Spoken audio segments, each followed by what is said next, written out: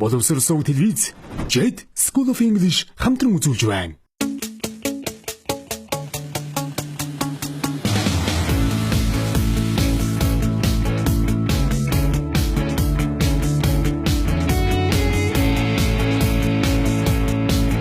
Англи хэлний асын зайн сургалт.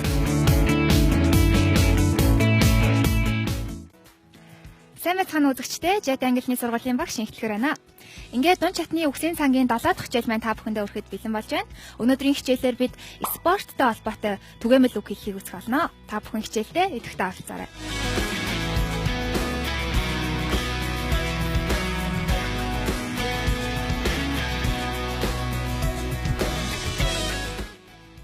За эхлээд бүгдээрээ спорттой холбоотой спортын хүмүүсийн талаар үг хэлхийг үзье. За эхний үгийг хамтдаа харъя. Та бүхэн дагаад уншаарай. Athlete. За athlete гэдэг маань ерөөдөө тамирчин гэсэн утгатай байгаа. За гэхдээ зөвхөн одоо хөнгөн атлетийн тамирчдыг хэлнэ гэсэн үг биш. Яг ерөнхий утгаараа ордог байгаа. За тэгвэл хамтдаа жишээ өгүүлбэрийг уншийе. How many medals did the Japanese athletes collect? How many medals did the Japanese athletes collect? За энэ дээр бол Japanese athletes гэхээр Японы тамирчид гэж орж байгаа тийм ээ. За Японы тамирчид нийтдээ хэдэн медаль авсан бэ? Хэдэн медаль цуглуулсан бэ гэж орж байна. За хамтдаа дараачихаа үгийг харъя. Дагаад уншаарай. Amateur. За та бүхэн дуудлагыг хараарай. Энэ дээр бол өргөлт нь эхний А гэсэн эхний үе дээр өргөлттэй байна тийм ээ. Amateur. За утгын хувьд бол мэрэгжлийн бус одоо тийм сонирхогч хүнийг хэлдэг байгаа. Мэрэгжлийн бус одоо спортын сонирхогч гэсэн утгаар орж байна тийм ээ. За жишээ өгүүлбэрээ хамтдаа уншъя.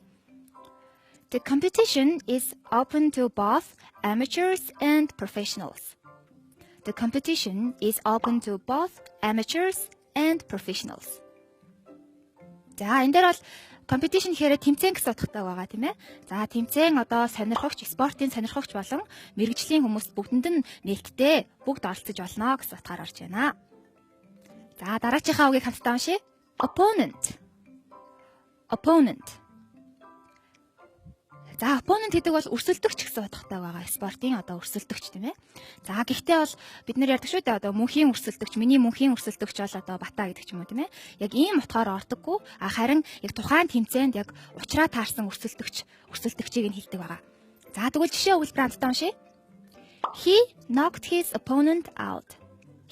knocked his opponent out.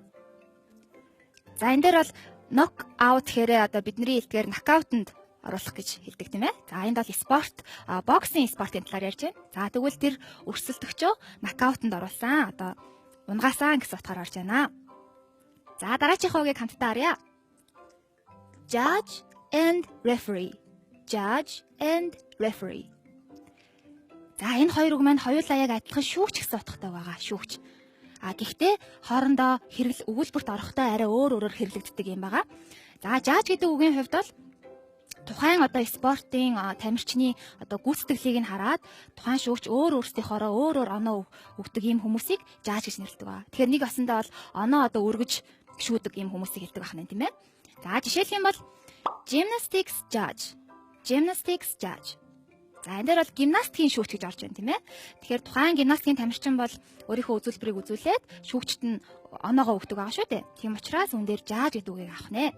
За мөн уран гулгалтын спорт байна тийм ээ. Уран гулгалтын спорт бас шүүгчт нь оноо өгдөг. Тэгэхээр мөн л жааж гэж хэлэх юм байна. За тэгвэл referee гэдэг үгийг хамтдаа referee. За мөн л шүүгч гэж бүгдээр орчуулж болно тийм ээ. Гэхдээ оноо өгдөггүй харин тухайн тэмцээн яг дүрмийн дагуу шудраг явагдаж байна уу гэдгийг харж хяндаг ийм шүүгчтэй хэлдэг байгаа. За жишээлх юм бол football referee. За хөл бөмбөг тийм ээ. Хөл бөмбөгт бол оноо өгдөхгүй яг тэмцээний туршид шүүгч маань бол хамтдаа одоо гүйж яг шудраг явагдаж байна гэдгийг нь бол шүүдэг байгаа тийм ээ. Тийм учраас referee гэж хэлэх нь байна. Харин football judge гэж бол хэлж болохгүй байна тийм ээ. За мөн volleyball referee. За волейбол дээр ч гэсэн мөн адилхан тийм ээ. Бүгдээрээ referee гэж хэлдэг байна. За өөр спортын хувьд бол түгээмэл спорт гэх юм бол basketball байна тийм ээ. За сагсан бөмбөг дээр мөн л бүгдээрээ basketball referee гэж хэлж болох нь. За ингээд та бүхэн ялгааг нь сайтар ойлгож авсан байхаа гэдэгт итгэлтэй байна. Дараачихаа үгийг хамтдаа харъя. Дагаад уншаарай. Spectator. За, энэ үг маань үзэгч гэсэн утгатай байх нь. Үзэгч, спортын үзэгч. Гэхдээ үзэгчийг бүгдээрээс өөрөөр audience гэж асуулж болдог байгаа тийм ээ. Audience. Тэгэхээр энэ хоёр үгийн яг ялгаа нь юу юм бэ гэхээр spectator гэхээр яг тухайн үйл явдал, тухайн спортыг яг үзэх гэж ирсэн хүмүүсийг хэлдэг байгаа. Яг нүдэрээ үзнэ гэсэн үг тийм ээ. Үзэх харах гэсэн үгнээс үүсэлдэг байх нь. Харин audience гэх юм бол аудио буюу яг сонсох гэсэн утгатай байгаа тийм ээ. Тухайн одоо концертыг ч юм уу, тухайн дуучны одоо тоглолтыг яг сонсох гэж ирсэн юм хүмүүсийг хэлдэг байгаа. Тэгэхээр жоохон утгын хувьд бол жоохон ялгаатай байх нь. За хамтдаа жишээ өгүүлбэрийг уншийе. The stadium was packed with excited spectators. The stadium was packed with excited spectators. За, стадион одоо сэтгэлэн догтлсон хөөрсөн үзэгчдэр дүүрэн байсан гэсэн утгаар орж байна тийм ээ. Packed with гэхээр pig дүүрэн байх гэсэн утгаар орж байна. Дараагийн хавгийг хамтдаа харъя бүгдээрээ. Coach. Coach. За, coach гэдэг маань дасгалжуулагч гэсэн утгатай байгаа. Спортын дасгалжуулагч. За, тэгвэл жишээ өгүүлбэр харъя. A good coach is like a father to his players. A good coach is like a father to his players. За, тэгвэл өгүүлбэрийн утгын хувьд бол сайн дасгалжуулагч гэдэг бол тамирчидтай яг л аав шиг нь байдаг юм аа гэсэн утгаар орж байна тийм ээ. Хамтдаа дараагийн үгийг харцгаая. Та бүхэн дагаад уншаарай. Runner up. Runner up. За, энэ үгийг харах юм бол runner гэдэг яг гүүвч гэж байгаа юм шиг харагдаж байна тийм ээ. Гүүвч одоо спортын тамирчин, хөнгөн атлетийн тамирчин гэж байгаа юм шиг харагдаж байна. Гэхдээ огтоор утгатай байгаа. Аливаа тэмцээн уралдааны 2 дугаар байрын шагналт эзэн буюу 2 дугаар байранд орсон хүнийг нь хэлдэг байх нь тийм ээ. За, тэгвэл жишээ өгүүлбэр хамт уншийе. Last year's runner-up Anne Smith won the first place this year. Last year's runner-up Anne Smith won the first place this year. За, энэ дээр бол өнгөрсөн жилийн 2 дугаар байрын шагналт Anne Smith гэж орж байна тийм ээ. За, энэ хүн маань энэ жил 1 дугаар байранд орсон гэсэн утгаар орж байна. За, дараагийнхаа жишээг хамтдаа уншийе. The runners-up will all receive a $50 prize. The runners-up will all receive a $50 prize. За, энэ дээр та бүхэн анзаараарай. Runners-up гэдэг олон тоонд хувирахтаа runner-ups гэж хэлж болохгүй байна тийм ээ. Runners гэдэг үг маань өөрөө олон тоонд хувирах нь. За, тэгвэл энэ жилийн одоо 2 дугаар байранд орсон хүмүүс бүгдээрээ $50 шагнал авнаа гэсэн утгаар орж байна тийм ээ. За, ингээд бүгдээрээ спорттой холбоотой спортын хүмүүсийн талаар үгс үзлээ. Тэгвэл эдгээр үгсээ шалгаад хамтдаа нэгэн дасгал ажиллацгаая. Та бүхэн дэлгэцэн дээр гарч байгаа зургийг хараад A, B гэсэн хувилбараас тохирох үгийг сонгоорой. Ингээд эхний зургийг хамтдаа харцгаая. Who is he? Who is he? A, judge, B, referee.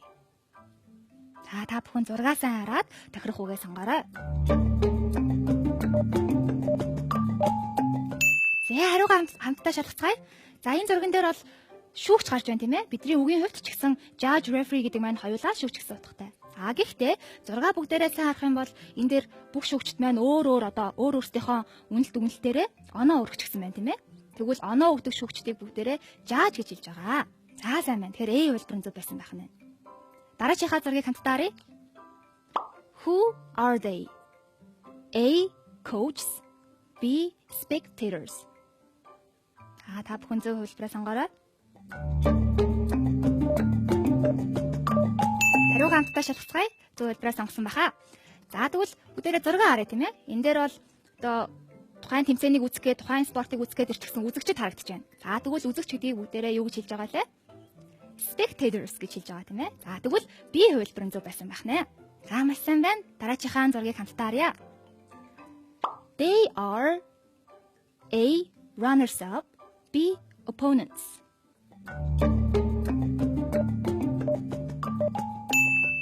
За, хариугаа хамтдаа шалгацгаая. За, зураг харах юм бол бүгдээрээ тенс тоглож байгаа хоёр эмэгтэй зураг байна тийм ээ. Тэгэхээр мэдээж өрсөлдөгч гэсэн үгийг сонгох нь шүү дээ. За, тэгвэл өрсөлдөгч гэдгийг бүгдээрээ opponent гэж хэлж байгаа тийм ээ. Opponent. За, runners up гэх юм бол мэдээж тэмцээн уралдаанд 2 дугаар байрын шагналт эзэн гэж байхгүй тийм ээ. Тийм учраас B хувилбар маань зөв байх нэ. Үргэлжлүүлээ дараачихаа зургийг харцгаая. Who is he? Who is he? A, referee, B, judge.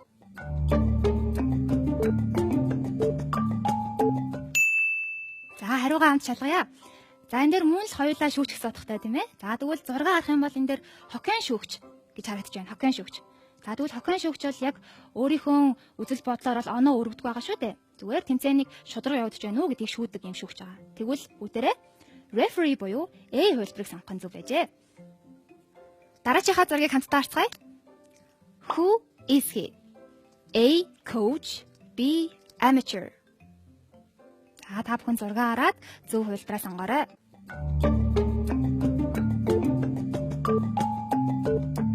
Хариугаа хамтдаа шалгацгаая. За энэ дээр бол хүүхдүүд хариулаад суучихсан энэ хүн маань бол тамирчдаа заавар зөвлөгөө өгч байна тийм ээ. Тэгвэл дасгалжуулагч гэсэн үг маань зөв байх нь шүү дээ. Тэгвэл дасгалжуулагч гэдэг үгийг coach гэж хэлж байгаа тийм ээ. Coach. За A хувилбар маань зөв байсан байх нэ. Дунд чатны үгсийн цагийн 7 дахь хичээл маань та бүхэндээ үргэлжлэн урьж байна. Өнөөдрийн хичээлээр бид спорт гэсэн сэдвийн хүрээнд ярилцж байгаа. За тэгвэл сая бүгдээрээ спорттой холбоотой хүмүүсийн нэрийг үтсэн бол одоо харин үргэлжлүүлээд спорттой холбоотой түгээмэл үйл үгсийг хамтдаа үздэсгэе. За эхний үгийг харцгаая. Та бүхэн дагаад уншаарай. Compete. Compete. За compete гэдэг маань өрсөлдөх гэсэн утгатай байх нь. Өрсөлдөх. За competition гэх юм бол тэмцээн гэсэн утгатай болчихдог байгаа тийм ээ. За хамтдаа жишээ өгүүлбэр уншъя. 10 teams competed for the prize. 10 teams competed for the prize.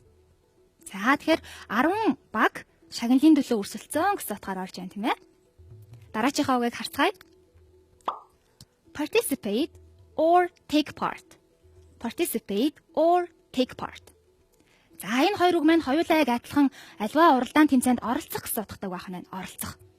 За take part гэх юм бол phrasal verb буюу хэл зүйлэг болж байна тийм ээ. Гэхдээ утгын хувьд хоорондоо ямар ч ялгаа байхгүй байх нь. За тэгвэл жишээ өгүүлбэр хамтдаа уншъя. 10 teams participated in the competition. 10 teams participated in the competition. За competition гэдэг маань тэмцээн гэсэн утгатай гэж бүгдээрээ түр үзсэн байгаа тийм ээ. За тэгвэл 10 баг тэмцээнд оролцсон гэсэн утгаар орж байна. Тэгэхээр яг юунд оролцох вэ гэдгийг хэлэхдээ participate in something гэж хэлэх нь тийм ээ. Энэ нөхдөр үгийг авдаг байх нэ. За дараачихаа жишээг уншъя. 10 teams took part in the competition. 10 teams took part in the competition. За тэгэхээр өмнөх өгүүлбэртэйгээ яг адилхан утгатай 10 баг тэмцээнд оролцсон гэсэн утгаар орж байна. Тэгэхээр take part, participate хоёулаа оролцох гэсэн утгатай байх нэ. Дараачихаа үгийг хамтдаа харцгаая. Та бүхэн дагаад уншаарай. Win or beat. Win or beat. За бүгдээрээ win гэдэг үгийг бол маш сайн мэднэ тийм ээ. Альва тэмцээн уралдаанд хожих, төрүүлэх гэсэн утгаар ордог байгаа. Гэхдээ англи хэл суралцагчид маань win гэдэг үгийг андуу ташаа ашиглах тохиолдол байдаг. За жишээлх юм бол I won him, I won her гэх мэтчлэн араас нь хүн авах гэдэг. Гэтэл win гэдэг үгийн хойноос хүний нэр ч юм уу, хүнийг юус авч болдгүй гэсэн үг байгаа. За харин бүгдээрээ win a game гэж хэлж болох нь. Win a game. За альва одоо уралдаанд төрүүлэх, тоглоомд төрүүлэх тийм ээ. Or win a competition. Win a competition. Тэмцээнд төрүүлэх. За эсвэл win the first place. За эхний байранд орох. Эхний байранд одоо орж төрүүлэх гэсэн утгаар тийм ээ. За тэгэхээр ингээд харахаар бүгдээрээ ерөөсөө хүний нэрийг авахгүй харин яг юунд төрүүлж байна вэ гэдгийг нь авдаг байх нь. За тэгвэл хамтдаа жишээ өгүүлбэр уншъя. I'm sure I will win the tennis match. I'm sure I will win the tennis match. За тэгвэл би одоо теннисний уралдаанд, теннисний тэмцээнд төрүүлнэ гэдэгтээ итгэлтэй байна гэж орж байна тийм ээ. За харин beat гэдэг үгийг бүгдээр одоо харцгаая. Beat. За beat гэх юм бол эсвэргээрээ альва хүнийг хожих гэсэн утгаар ордог байх нь тийм ээ. Beat someone гэж ордог байх нь. За жишээлх юм бол beat an opponent. Beat an opponent. За өрсөлдөгчөө хожих. Or beat John. Beat John. За John-ыг хожих гэсэн утгаар тийм ээ. За тэгвэл жишээ өгүүлбэр харъя. Tom beat me at chess. Tom beat me at chess. За энэ дээр Том намайг шатраар хотсон гэсэн утгаар орж байна тийм ээ. Шатраар хотсон. Тэгэхээр beat гэдэг үг маань өөрөө дөрмийн бас үйлэг байгаа. Тэгэхээр beat ерөөсөө хувирдгүй ed авахгүй байх нь. Хувирал байхгүй гэсэн үг байна тийм ээ. За энэ дээр бүгдээрээ at chess гэж авсан байна. Тэгэхээр яг юун дээр хожих, ямар тэмцээн дээр хожих гэдгийг нь оруулахын тулд at гэж байгаа тэмцээнийхээ нэрийг оруулдаг байх нь тийм ээ. Спортын төрлийнхаа нэрийг оруулах нь. За ингээд та бүхэн win бид хоёрынхоо ялгааг сайтар гаргаж авсан байхаа гэдэгт итгэлтэй байна. За дараачихан үгийг харъя. Draw or tie. Draw or tie. За энэ хоёр үг маань хоёулаа яг адилхан утгатай байгаа. Аливаа уралдаан тэмцээнд тэнцэх гэсэн утгатай байх нь. Тэнцэх. За бүгдээрээ draw гэдэг үгийг бол зурах гэсэн утгаар маш сайн мэднэ тийм ээ. Тэгвэл энэ дээр нэг салаа утга нь тэнцэх гэсэн утга гаргадаг байх нэ. За яг хинтээ тэнцэх, ямар багтай тэнцэх гэж оруулах юм бол draw with or against someone гэж аваад оруулах нь тийм ээ. With against гэсэн хоёр үгийн аль аль нэг нь авч болох нэ. За жишээ үйлбэр хамт уншия. England and France drew. England and France drew. За энэ дээр draw гэдэг үг маань өнгөрсөн цаг нь drew болж хувирдаг байгаа тийм ээ. Дөрмийн бус үг байгаа. За утгын хувьд бол Англи, Франц хоёр тэнцсэн гэж орж байна тийм ээ. Тэнцсэн. За дараагийн нэг жишээг уншия. England drew with or against France. England drew with or against France. За энэ дээр утгын хувьд яг адилхан тийм ээ. Англи, Францтай тэнцсэн. Drew with France гэж орж байна. За тэгвэл бүгдээрээ tie гэдэг үгийг хамтдаарцгаая. Утгын хувьд мөн л адилхан тэнцэх гэсэн утгатай байгаа тийм ээ. А гэхдээ яг үндсэн утга нь бол зангаа юм уу эсвэл альва зүйлийг уях холбох боох гэсэн утгаар ордог шүү дээ. Энэ тохиолдолд тэнцэх гэсэн утгаар орж байна. Жишээ үйлбэр хамт уншия. England tied 2-2 with France in the first round. England tied 2-2 with France in the first round. За эхний үед, эхний раунд буюу эхний үедээ Англи, Франц хоёр 2-2-оор тэнцсэн гэсэн утгаар орж байна тийм ээ. За тэгвэл энэ өгүүлбэр дээр tie гэдгийн оронд бүгдээрээ drew гэж авч болох нь байна. England drew or tie. Дараачихаа үгийг хамтдаа харцгаая. Та бүхэн дагаад уншаарай. Cheer on. Cheer on. За cheer on гэдэг маань альва баг юм уу тамирчныг хөгжөөн дэмжих, уугаалan дэмжих гэсэн утгатай байх нь. За жишээ өгүүлбэр хамт уншия. I always cheer on the team that is losing. I always cheer on the team that is losing. За өгүүлбэрийн утгын хувьд бол lose гэхээр ялагдах гэсэн утгатай тийм ээ. Үргэлж одоо хожигдож байгаа эсвэл ялагдаж байгаа багийг би үргэлж дэмждэг гэсэн утгаар орж байна. Дараачихаа үгийг хамтдаа харцгаая. Та бүхэн дагаад уншаарай. Record. Record. За дуудлагыг саараарай. Эхний и гэсэн эхний үе дээр үргэлжтэй байна тийм ээ. Record. За энэ маань ерөнхийдөө олон утгатай байгаа. Одоо бичлэг хийх гэсэн утгаараас ордог шүү дээ. Харин спорттой холбоотой утга маань спортын дээд амжилт гэсэн утгаар ордог байгаа тийм ээ. Спортын дээд амжилт. За тэгвэл энэхүү үгтэй холбоотой түгээмэл хэрэглэгддэг холбоо үгсийг хамтдаа үздэсгэе. Эхний үг hold the record. Hold the record. За hold the record гэх юм бол record эзэмших гэсэн утгаар ордог байх нь. Record эзэмших. Дараагийн холбоогийг харцгаая. Break the record. Break the record. За break the record гэх юм бол record эвдэх буюу спортын дээд амжилтыг эвдэх гэсэн утгаар орж байна тийм ээ. Дараагийн холбоог set a new record. Set a new record. За шинэ рекорд тогтоох, спортын шинэ дээд амжилтыг тогтоох гэсэн утгаар орж байна. Ингээд бүгдээрээ спорттой холбоотой түгээмэл хэрэглээний үйл үгсийг хамтдаа үзлээ. Тэгвэл эдгээр үгсээ цээжилсэн хэсгээ шалгаад хамтдаа нэгэн дасгал ажиллацгаая. За та бүхэн дэлгэцэн дээр гарч байгаа өгүүлбэрийг харж байна тийм ээ. Монгол өгүүлбэр байна. Тэгвэл энэхүү өгүүлбэрийг англи руу орчуулаарай. За эхний өгүүлбэрийг хамтдаа харъя. Том намайг тенсээр үргэлжил хождог. Том намайг тенсээр үргэлжил хождог. За хожих гэсэн үг маань гарч байна. Тэгвэл win, beat гэсэн хоёр үгийнхаа алийг нь ашиглах вүлээ гэдгээ бодоод өгүүлбэрээ өөртөө орчуулж үзээрэй.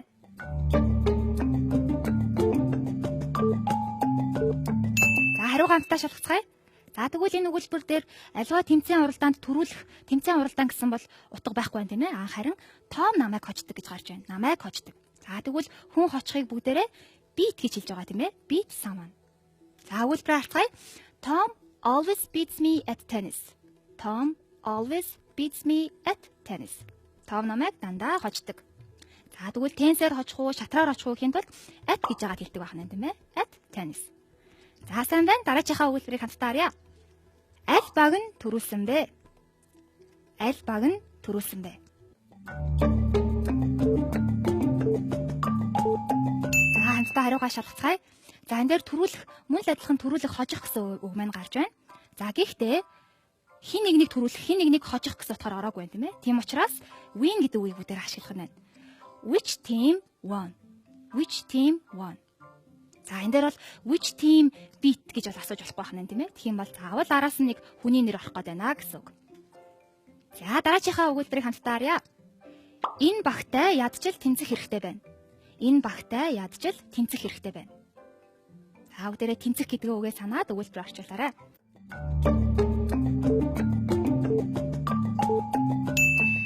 За энэ дээр ядчил гэсэн үг гарч байна тийм ээ. Ядчил гэдгийг at least гэж хэлэх нэ. За та бүхэн өгүүлбэр орчуулсан байхаа гэдэгт итгэлтэй байна. Хамтдаа хариугаа шалгая. We need to at least draw with this team.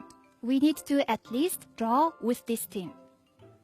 За тэгэхээр энэ дээр draw бидний үздсэн үгээс draw гэдэг үг маань гарч байна тийм ээ. Draw with this team.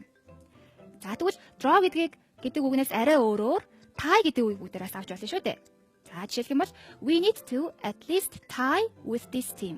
Tie with this team. Тэгэхээр ямар ч утга юм бол ялгаа байхгүй байгаа. Дараачихаа өгүүлбэрийг харцгаая.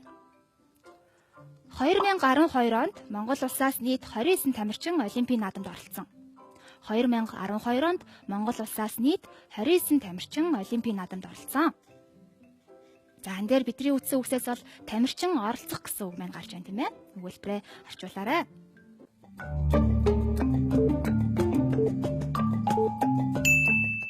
За бүгдээрээ хариу ганцтай шалгая. In 2012, totally 29 Mongolian athletes took part or participated in the Olympic game. За тэгэхээр 29 Монголын 29 тамирчинхийг 29 Mongolian athletes гэж оруулж байна тийм ээ. Тамирчин. За оролцох гэдгийг took part or participated гэж хэлж болох нь. Утгын хувьд ямар ч ялгаахгүй хоёр үгээ хоёуланг нь ашиглаж болох нэ. Ингээд өнөөдрийнхөө хичээлээр бид спорттой холбоотой түгээмэл үг хэллэг, за мөн утгын хувьд ойролцоо боловч өөр байдлаар хэрэглэгддэг үгс болох beat, win, за мөн judge, referee гэсэн үгсийг хамтдаа үзлээ. Та бүхэн ялгааг нь ойлгож авсан баха. Ингээд өнөөдрийнхөө үздсэн үгсийг гэртээ сайтар давтаж цээжилж тогтоож аваарай. Дун чатны үгсийн сангийн 7 дахь хичээл маань үгээр өндөрлөж байна. Хичээлдээ өдөртөө орцож хамтдаа байсан та бүхэндээ маш их баярлалаа. Дараагийн хичээлээр дахин уулзлаа. Түр баяртай. Jet англи хэлний сургууль дөрмөн цэвэрлсэн 100% англи хэлээр ярих, унших, бичих, сонсох чадваруудыг хөгжүүлэх шинжлэгдсэн хөтөлбөрөөр ерөнхий болон академик англи хэлний сургалтуудаа эсэл тавьж эхэллээ. Jet School of English. Таны амжилтын жигүүр болсон 20 жил. Jet School of English.